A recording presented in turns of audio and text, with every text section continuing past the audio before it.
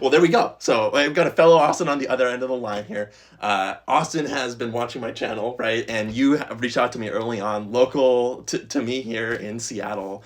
And I have been excited to talk to you because I know that you have the Apple Vision Pro. You've been excited about the way that telepresence has such profound effects when you're inside of a headset. You have experience in other headsets, which actually I don't have, and you've been programming and doing art longer than I've been around. So I'm excited to have you and your wisdom on the other end of this as we kind of both get to experience hopefully what's a pretty magical moment in telepresence and in this case spatial computing. So welcome Austin to the channel.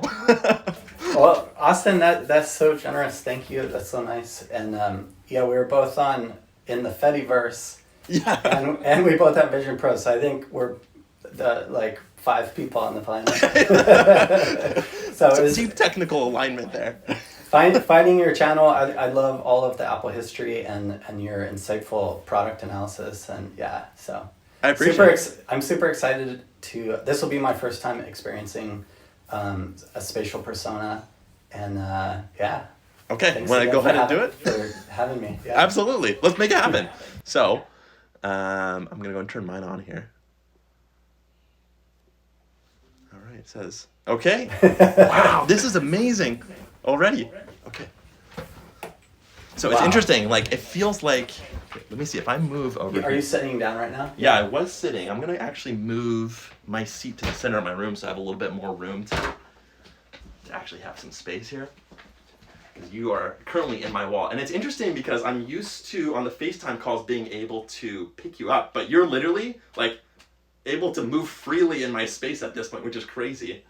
Yeah, you walked outside through a wall, and I naturally tried to grab you and reposition you, because I have an empty chair that would be very natural for you to be in. But so I'm wondering, I'm actually going to turn mine off now, and I'm wondering if we were to, I'm going to, instead of moving, let's see what happens. I'm going to go and turn mine off. I'm going to just position you more naturally for me, and then if you position me naturally, let's see if that maybe solves our issue here. Oh, wow. Yeah. I'm ready. Okay, there we go. Oh, yeah. That's so cool.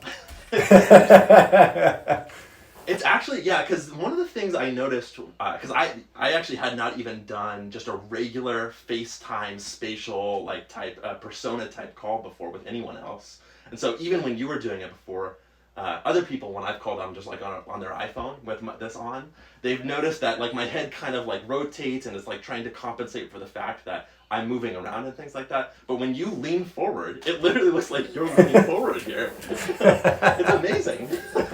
That's so good. And that your hands look really good, and you're talking with your hands, yeah. You too, yeah. And so you tell me, you said that you have had a lot of experience in other headsets, right? Yeah. So, I mean, I wouldn't say a ton, but I really am enamored with VR and the feeling of presence. The very, very first experience I had was at Seattle Art Museum, and they had a Game of Thrones experience, probably with the DK1 or whatever. Wow. The resolution was terrible, and it was somewhat immersive in that they had fans and cold air and stuff like that. So you waited in a really long line for a 4-minute experience. But that was wow, that's cool. And at that time, I didn't think I could have that in my house. It seemed kind of out there. Yeah. And then for work, I went to Vegas and ended up going to the Void and experienced Jumanji. This is a couple years later, and that really sold me. And then a boss had a Quest 1, and I experienced a Vader type thing with that, and I was like, all right. So that's when I got my first headset. Played some different games on that. I'm not a hardcore gamer, but it was more to experience just this feeling of presence and being somewhere else and completely changing your space.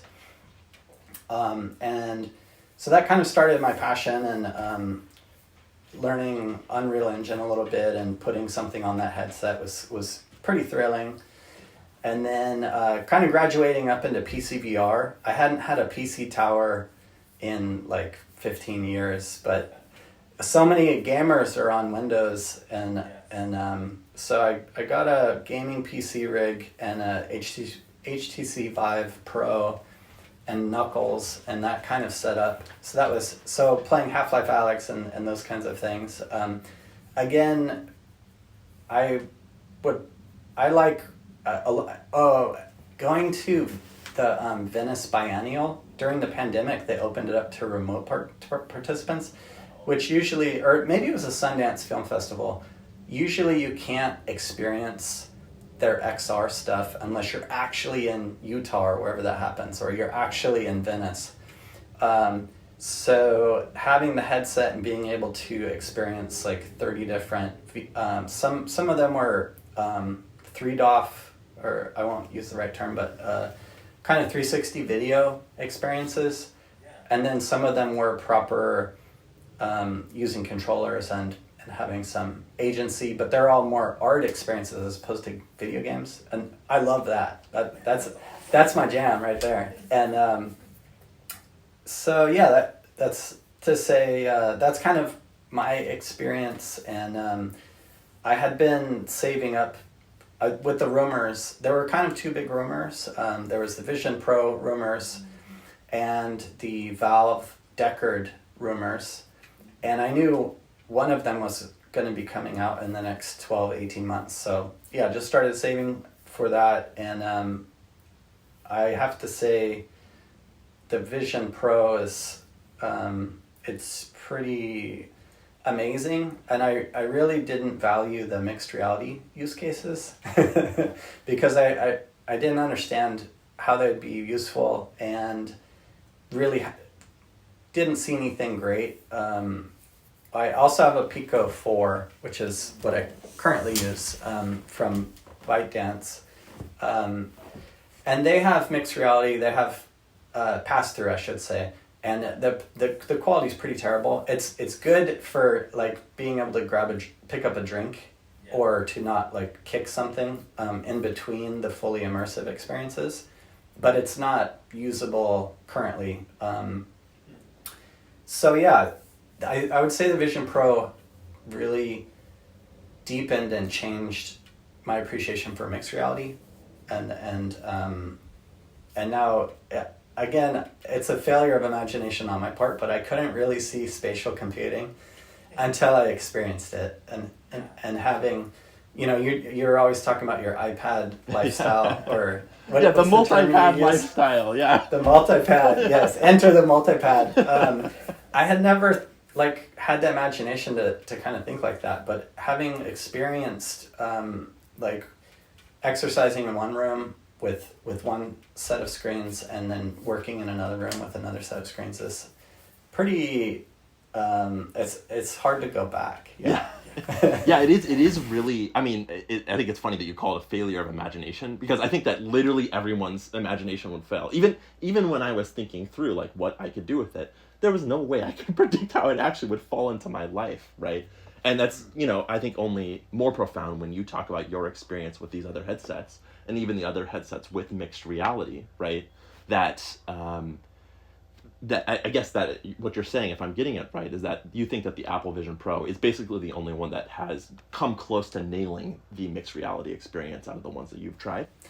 Yes, I didn't see it as valuable until using this headset, and now I'm like, oh wow, yeah, okay. So I really like to do chores with it on. Yes, me too. And so, yeah, really. So yeah, I can like wash fold the my clothes all dishes the and time. fold clothes, and also, you know, catch up on other things or have other experiences.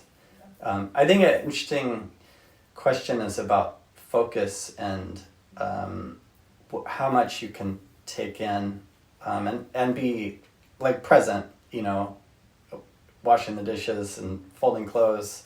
Maybe I think kind of the caricatures of the worst aspects of what this could be is kind of those future visions of like, yeah, ads and everything's honking at you and blinking, and The so Blade Runner type, yeah. yeah, the Blade Runner. So in some ways, I can't take advantage of like 360-degree media because we're just humans, and Yeah, it's just too much. There's only so much bandwidth, right? That's right. Yeah. That's right. And so I often, like, if I'm doing the dishes, I'll be taking advantage mostly of the audio, and only looking up if somebody's talking about a diagram or something that seems important, or maybe the scene has changed, and I want to see like what's happening. But otherwise, you kind of want to focus on the matter at hand of a dish or a knife or.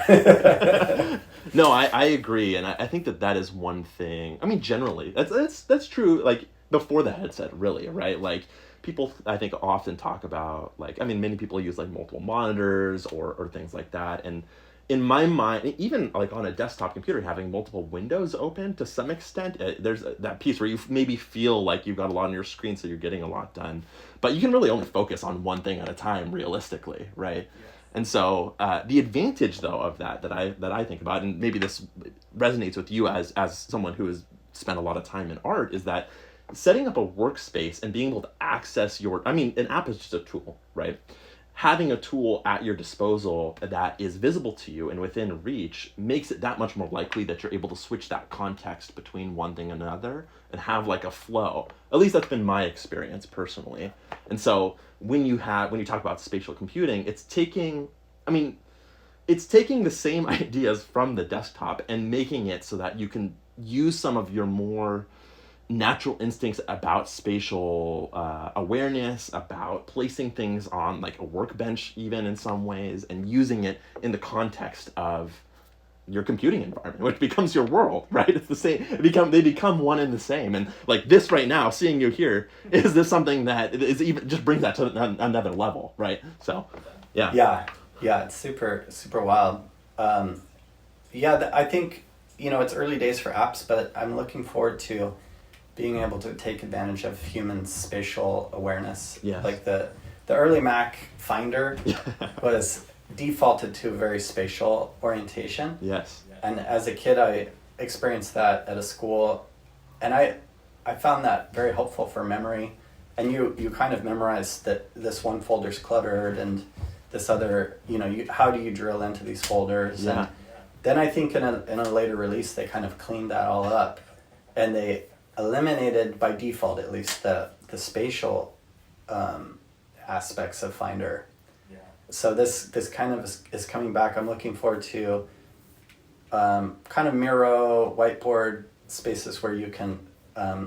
I also use Obsidian to where I could spread out my Obsidian in kind of a cave over me and have that kind of spatial. That's my dream too. I mean, I'm sure you've seen me working on Obsidian. That's like my dream come true. I know a lot of people have questions about whether like the graph view is useful. To me, it's extremely useful. I see it as like my map through my notes that are all linked together. I would love that to be 3D instead of 2D. It would help me immensely, I think, to navigate in that way. So I'm there with you, basically. In fact, maybe if you're interested right now, should I open up Freeform and we can kind of SharePlay and see what it looks like in this context? Let's try SharePlay. That would be amazing. So I'll go ahead and open up, let's see, Freeform. I think is the one that is the easiest for us to mess around with. Maybe we can go. Let's see. Okay, so I've got a new board, and I'm going to go ahead and SharePlay. Oh, it says uploading. There we go. Okay, so it just repositioned it. Oh, and you're now to my left. I don't know if it repositioned me too. Am I over to your right? You're up to my right. Yeah. And I accepted the SharePlay. Cool. This is amazing. Okay, now I have kind of a wall that I'm going to put the whiteboard on.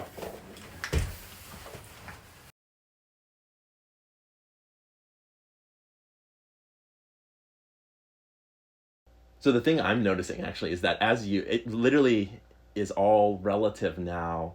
It's sort of like it's anchored to the center point, which becomes this whiteboard, at least in my eyes here. And so everything becomes relative to that. this is nice. I have it on a wall, so I get like the tactile. Oh, feedback. that's smart. They're snapped to plane. Like it doesn't automatically match the wall. I imagine that would be a high priority thing. I mean a P1 that they're gonna get to. Yeah. You know. So so it just shifted you a couple feet back. Yeah. But otherwise, the placement of where it showed up was very logical and nice. I was hoping it would show up over there. So that, yeah. Wow. And so, it's funny, like, my boss, right, he and I have had a lot of discussions about this, and one of the things we've talked about is this kind of telepresence thing, right? And I think, again, it's one of those things where it's like, once you start thinking in the context of these shared spaces, like, Zuckerberg has talked about it with the metaverse and everything like that, right? That it feels very logical, but when you start thinking through some of, like, the design problems that you have to think about, well, is one space bigger than the other? What happens if you like early on in our call, what happens when you walk through a wall? Like, how do we position ourselves relatively? I think that this is a really interesting solution to that in some ways, that like you end up with the content as a centerpiece, and then everything is relative to one another. So like you're positioned to my left, and I guess it seems like I'm positioned to your right. Is that correct? That's right. Yeah. And then this ends up being the centerpiece for both of us, which is kind of cool. Yes. I'm just realizing that I haven't done any immersive environments, so I'm going to dial up. Oh, yeah. That's a good idea. I'll do the same. And so I was on the moon already. Did you happen to already choose the moon, or when I dialed it up, did it change your environment? It might have changed mine, because I think I was on Mount Hood actually before. Interesting. Huh. Yeah. Yeah. And that makes sense too, because you'd want to kind of the more you can share context, the more real it feels in some ways. Right? Sure, because Yeah. we're working on a moon lander, clearly.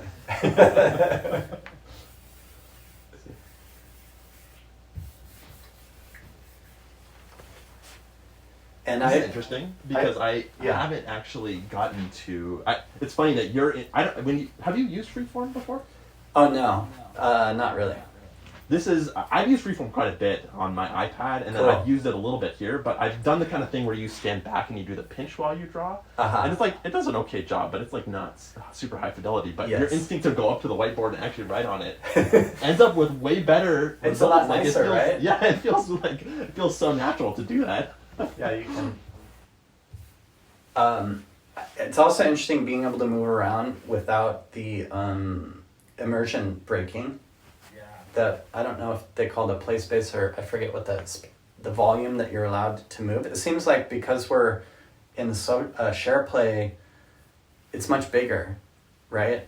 Yes, exactly. Yeah, like there's more free space for both of us to interact in, is what you're saying. Without the immersive environment disappearing for safety concerns. So I've got a desk that a flat surface here, which I can't see, and it's letting me like kind of run into it, which is great. And it did fade in a little bit, but if I'm alone using this on the moon and I move my head 2 feet, it's like, okay, you're done. Exactly. Like, time yeah. out. It's like you've left a little bubble, basically. Right? Yes. Yeah. So- I've always felt it's kind of like you're like entering this haze, like a fog almost, and then suddenly you've like teleported to this other space. But you're right; it is very sensitive to little tiny movements. So yeah, that is interesting that it gives you more space in the context of a shared environment. Yeah. until a collaborator like falls over. Yeah, I'm sure that is one of the big, again, design problems that they have to solve. That's got to be one of the big things where they had to consider. So, yeah, I'm sure we'll get those videos in the next few months. I might be one of them. So I've done a call like this on the Quest 1 with a friend, a boss, and we were using, I think it was immersion, but I'm not quite sure which one, but it was super early days, and the avatars were very cartoony. And the feeling of that was amazing. And just hearing his voice was kind of the 80-20 thing. Like it just his voice and a thing that kind of looked like him. They didn't even have a digitization. I think you uploaded a photo and then they made, it was kind of like Ready Player One avatar. Not Ready Player One, but player.me or there's a WebXR startup that does avatars. I'm embarrassed that I'm forgetting their name. But so it was that kind of thing where you upload a photo and they make a rough Disney cartoony Horizon workroom kind of avatar. And I would say that the voice is so powerful that was a really great experience and felt very collaborative. This is like amazing, and because we don't know each other and this is our first time meeting, I feel like I can see so much expression in your face and the structure of your face that we really have met. Whereas if it was a cartoony avatar, I think definitely your voice, it would have a big impact. And I'd feel like I met you and I knew you somewhat, but this is just like 100 times higher fidelity. It's really, really great. Yeah, it's another, I would imagine, I mean, you have more experience than I do, but to me, I think about like throughout the pandemic, for example, right? And I was teaching during that time, right? And a big thing during that time was a discussion around kind of like Zoom fatigue and things like that. And like some of that being involved with like just staring at a screen for a certain amount of time, some of that being involved with like seeing yourself for a certain amount of time, also having kind of unnatural angles and things like that. I imagine that already, like, this feels much more natural than staring at my screen. And I stare at my screen for a living, right? This is crazy. This is like, yeah. I have another topic I want to bring up. Yeah. This is my first time SharePlaying, even though I've been using iOS Apple products since the beginning. So I'm not sure like how popular that feature is. And I almost never FaceTime with family. We're more using other methods. I mean, FaceTime with friends is a thing, but I'm going somewhere with this, which is I feel like laptops were the peak of computing. They're like the sweet spot of compute, screen, ease of use, cost, all of this. And I feel that VR is, for general purpose computing, just like really gravy train extras. It's not the same thing as a laptop. Like, for certain use cases, it is the sweet spot and the peak thing. Like if we were gonna design a 3D model together or something very spatial, this is like Disney animators, architects. This is like the laptop. Exactly. But I think it's interesting. This builds on so many Apple technologies that haven't really been mainstream or web standards like SharePlay, and so I'm wondering if SharePlay adoption will go up, and this will be a really powerful way for people to hang out together, or if open standards and open solutions will slowly come onto the headset, and through WebXR, I'll be able to have something analogous to this, even if it was like, have you heard of the term Gaussian splatting? Yes, I have. Yeah. So we could also be in here with Gaussian splatted, avatars and even environments potentially. Environments. Oh man, yeah. That either one that would be amazing, and or VR chat, and so that's my open question in my own head as a developer as to whether to like invest in SharePlay, because it is very obscure. It is proprietary, right? Proprietary. It has a lot less examples for source code and documentation. And it's kind of like the SMS thing. It's amazing that we still have green bubbles and blue bubbles. Yeah. That's really true. I mean, and the reality is that the conversation that I hear from kind of the Apple, talk community has been kind of like, okay, we're at the point now, we're a few months into this thing, the developers who have made things are not seeing a lot of return. Apple has not really, I mean, even when it comes to like the entertainment side of things for this, which arguably is the use case that they're pushing, right?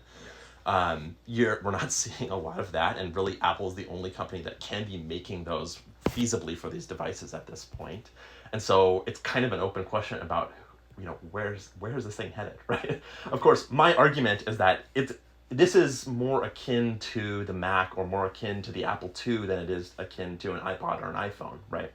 I've talked about that in the vlogs a lot, which is that, this is not something that is replacing a device that's existing in my life already. I mean, iPad arguably, but like the iPad has the same issue as this in a lot of ways, right? The issue is that it doesn't have the developer community behind it, right? So if that doesn't change, at least in my mind, I would imagine that you end up with kind of the same issue all over again. That Apple risks not being in control of the full stack, right? If they are not courting developers early on, and given the kind of broader development set of issues that they're facing, in terms of politics, in terms of their relationship with the developers, it becomes a lot more of an open question than if it's less of a slam dunk than you might expect it to be. Yes. Yeah. I think they're just looking at it in terms of probabilities of outcomes. When you build something that has a 30% chance of succeeding on top of something that has a 30% chance of succeeding on top of, so that like this SharePlay experience is an interesting one to see. Like 5 years from now, will this be the way that we could hang out and watch a movie together, which I guess people do. Like people watch. Have you had that experience? I haven't gotten to in the headset, but if you want to, we could maybe pull out. Do you have Apple TV? Yeah. Yeah, let's go and try that. I will end this SharePlay. So let's see what happens here. Okay, so you just showed back up in front of me. Hello. And then I'm going to dial out here. Well, do you know if I'll be able to show a film that I purchased, or would it? I guess if we play trailers, then that can show up. I think that's a good idea, yeah. Okay. The MLS Cup thing came out, but I don't know if we can do spatial share in an immersive video. I'm happy to try it. You and I are both learning on the spot here. So. Yeah, have you watched the MLS teaser? I haven't gotten to it yet, no. Okay. Let's see if I can figure out how to get back to that. So it asked me to share play. Okay, I just got the notification. Open it.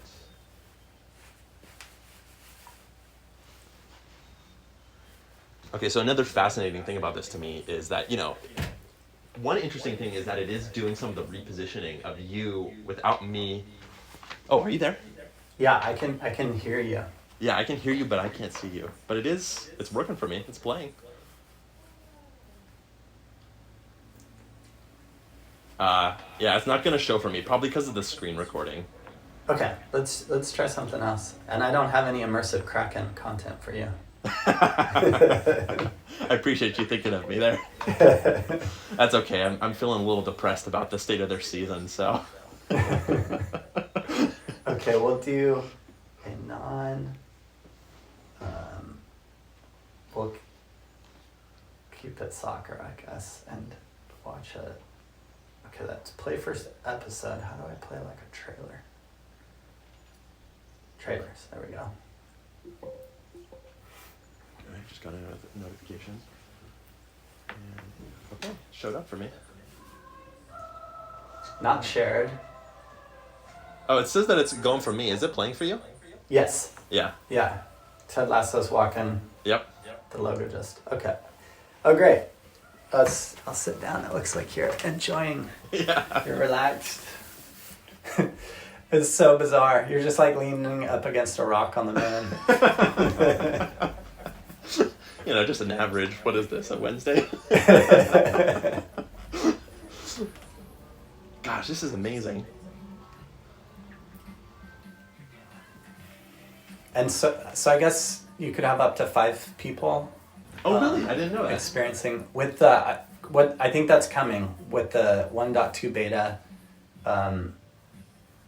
Yeah, this would be amazing to have. So I do a Zoom call once a month with my San Jose art college pals, and obviously this is not like not everybody has one of these today, but 5 years from now, with the vision model that like lots of people have, yeah, this would be head and shoulders better than the Zoom call. It's kind of amazing. Like, I just keep going back to the design problems that they've solved, right? And like, one of the things here that's amazing to me is that, like, your instinct and my instinct initially was to reposition each other, right? With like kind of the same way we did. But it's repositioning you, and you'd think that would be kind of jarring, and it is to an extent, but because of the spatial audio, it helps me reorient myself whenever it reorients you, which is kind of incredible, right? I didn't know that you'd kind of pop up next to me, like we were both watching it when you pulled up that video, but you did, and I heard you to my left before I knew that you were to my left, right? And I was like, oh yeah, that makes sense, because, you know, that's how you'd watch a TV show or something together. And so, I don't know, I just think back to one of the early videos that I had made on this channel talking about the isolating nature of the headset, right? And I guess the flip side of that is that when you're in it, once you have both entered that the sort of chamber of isolation, or, you know, there's with a little bit of breakthrough with the MR stuff, right? It becomes the opposite almost. Like, I feel much more connected to you here, right, in the headset than I would over a FaceTime call, especially since we haven't met in person, you know? Yes, yeah, just the dimensionality is right, like the scale of each other is right, so it just feels like you're here in the room. Yeah. Another thing I would imagine would be on the roadmap is if we were actually in the same room and we're both wearing headsets, being able to replace somebody's goggle face with their persona, so that you're having a more human experience. My experience with this headset is so I live with my wife. I do not use the headset in her presence. I feel the same way with my family. I'm here with my family. It's the same thing for me. Oh, cool. Yeah. And I think that is going to be the case, you know, until if you're if you're working with somebody and you're both wearing them, yeah, it would be really nice to have that augmentation of being able to see their face. But it would still be tolerable because you're both working towards the same goal, and you have a bunch of tools out, and you're not really that focused on what the other person looks like. It's like you're both welding and you both have welding helmets on or whatever. Exactly. That's amazing. This I'm like it kind of actually, the feeling I have now is very similar to the feeling I had when I first put the headset on, right? I went through the Apple Store demo when I picked this one up, and I kind of knew. I had seen all the videos, I had followed, I watched the announcement at WWDC, like I knew what to expect, but I didn't know how to, it was still beyond what I expected initially, right? And this, like, I left that demo feeling like, oh wow, I have to like take a step back and like take time and just like let it sink in and process it. And I already am starting to feel that kind of same thing. It's like, it's odd because it is like somehow both utterly natural to have you here and have you feel like you're like in my presence, but also like my brain is going through like 10 different cycles of backflips trying to understand what's going on. You know what I mean? Yeah. Yes. I think when this headset launched, they were saying, you know, there's no killer app. Yes. And this feels like a killer app. My mom lived in Florida, and if I could have telepresenced with her, if I could have hung out and had a FaceTime call like this every week, that would have been amazing, you know. Yeah, you're 100% right. Yeah. I kind of think back to, you know, we, like you both, like you mentioned at the beginning, we're both in the Fediverse, right? We both are on Mastodon, and it touches on a lot of different things. It talks about your open versus closed technologies question. It talks about the human connection question, things like that. And I kind of got the feeling that after COVID, there has been a lot of backlash to kind of just the general idea of social media. I mean, I saw a graph the other day where most of the major platforms see this downward trend, and not significant other than with X, but not significant relatively. I mean, but it is a downward trend rather than an upward trend in terms of daily active users. And I guess in my mind, what happens then is you end up with more direct connection like this, either in small group chats has kind of been the popular thing that people have talked about. But this is beyond that. This is like, you talk about like a social network. Like, this is a different way of interacting with someone in terms of telepresence that like just wasn't possible before. The iPhone phone number is such an impediment. I've thought about, okay, well, I'll create a social app and everybody will put their phone number into it, and then whoever's around, it would show you their phone number and you could add them to the FaceTime. But that's like, I don't know, sharing an email address is one thing, but I imagine people would be reticent to give their actual real contact info. There's just so much friction. I think Apple's super smart, and the way they're going about it is super safe. And there's so much security and having, retina scans and all these things, locking your persona is very smart. There's so much fraud and everything, but at the same time, I wish there was less friction and you could have a little bit more of an anonymous, or like a Discord audio chat. There's real no barrier. Those are terrifying to me. Me too. But I would love to have a meetup experience like this, but just that coordination is, you kind of probably want to get some amount of trust going, and then you can share contacts and make that happen. I definitely agree. And I guess it makes me wonder whether, I imagine that these are discussions that they've probably had, right? And it makes me wonder whether it was a sacrifice they're willing to make, right, to have that trade-off essentially, or whether they have such confidence in their current approach that they just assume that it's, they won. In reality, in America, they won with iMessage, right, or at least they have so far. I'm imagining that they might think of this as the same thing. There's just maybe in their mind not a competing technology that could achieve this same level of immersion that you kind of have talked about over the web, basically. Right? I wonder about VR chat with some more powerful avatar, Yeah, exactly. And I think the amazing thing about Gaussian, like nerfs and Gaussian splatting and all of this, is that makes digitizing things so cheap.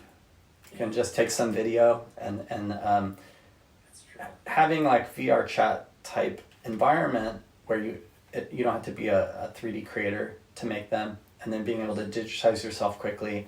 I could see like 9 months from now us joining on VR chat or a VR chat competitor that's Vision OS kind of optimized. Yeah.